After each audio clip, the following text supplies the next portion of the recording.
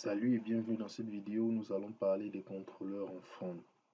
Précédemment, dans la précédente vidéo, nous avons vu comment accrocher accrocher un contenu sur des hooks. Dans cette vidéo, nous allons apprendre à créer des contrôleurs en front. Premièrement, pour créer un contrôleur en front, tout dépend du... faut bien regarder le lien à ce niveau-ci. Nous avons pour la page en front, bien sûr, nous avons le nom du module. Nous avons module slash nom du module slash nom du contrôleur. C'est à partir de là qu'on va pouvoir créer facilement un contrôleur dans PrestaShop en front. Premièrement, on récupère ce nom. On vient aussi de ce niveau du dossier contrôleur. On ajoute un autre dossier qu'on va appeler front.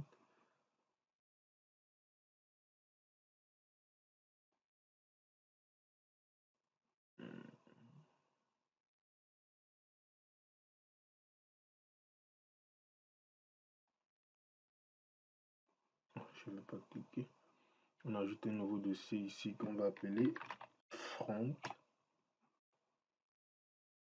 À l'intérieur de ce dossier, on va créer un fichier qu'on va appeler testimony. Maintenant, dans ce fichier, c'est le nom de la classe qui est important. On dit, ça s'appelle nom du module. Vous utilisez du camel case à ce niveau-ci, nom du module slash nom du contrôleur. Ensuite, vous ajoutez ces modules front contrôleur. Et vous faites étendre cela du module front contrôleur. Là, c'est bon, notre contrôleur existe déjà. Si on actualise ici, qu'est-ce que ça va nous dire? Voilà, vous voyez, nous n'avons plus la page d'erreur. Maintenant, à partir de là, on peut ajouter une vue à l'intérieur. Pour le contenu, c'est au niveau de la méthode publique, c'est init content.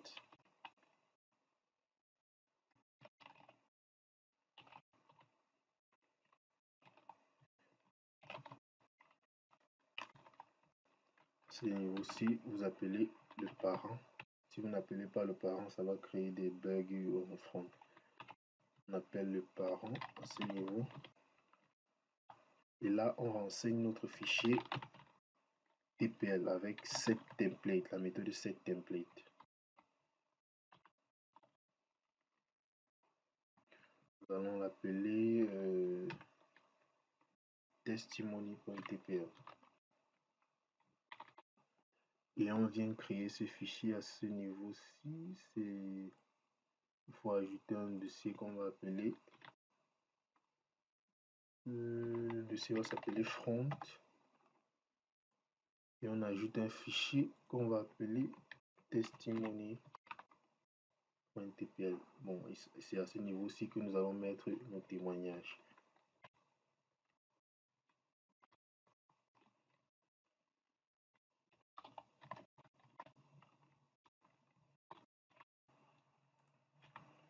Là, c'est bon. On voit que ça passe bien. Et là, maintenant, on vient récupérer... on va récupérer le code qu'on avait fait ici. Premièrement, on récupère les témoignages comme ceci.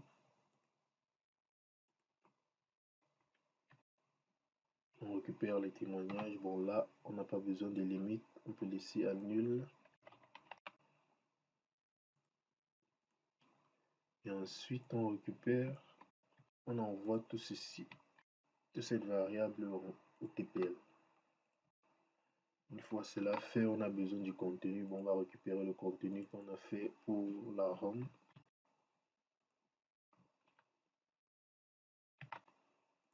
Et on le place comme ceci. Si j'actualise, et là, nous avons notre contenu.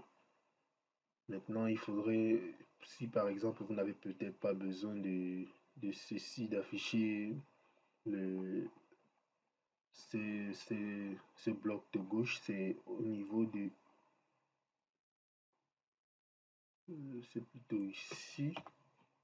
C'est public. Bon, je me souviens plus très bien, c'était... Je vais regarder ça à ce niveau.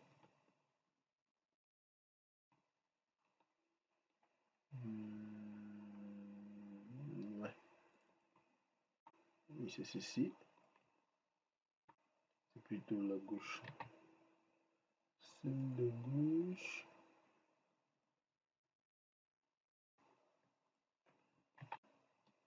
Mettez à false. Là maintenant, si on actualise, on voit que nos témoignages prennent maintenant toute la largeur.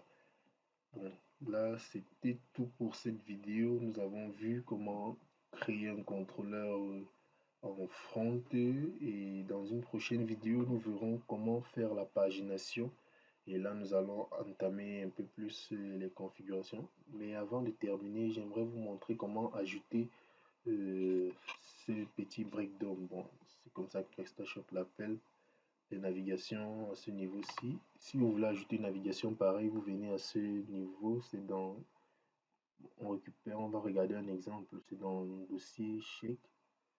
Vous partez dans le template, c'est front paiement execution. Vous récupérez ce contenu-ci, bon les deux ici.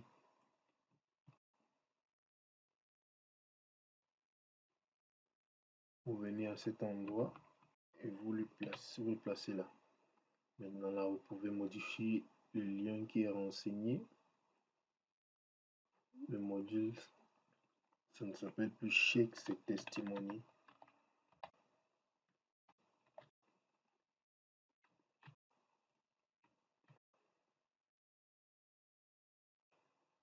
Et là, vous enlevez le nom. Bon, il s'agit, le nom maintenant c'est testimony avec S.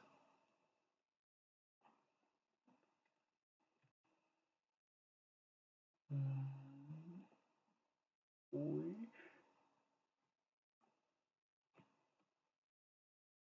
Je pense que là, on n'a pas besoin de ceci.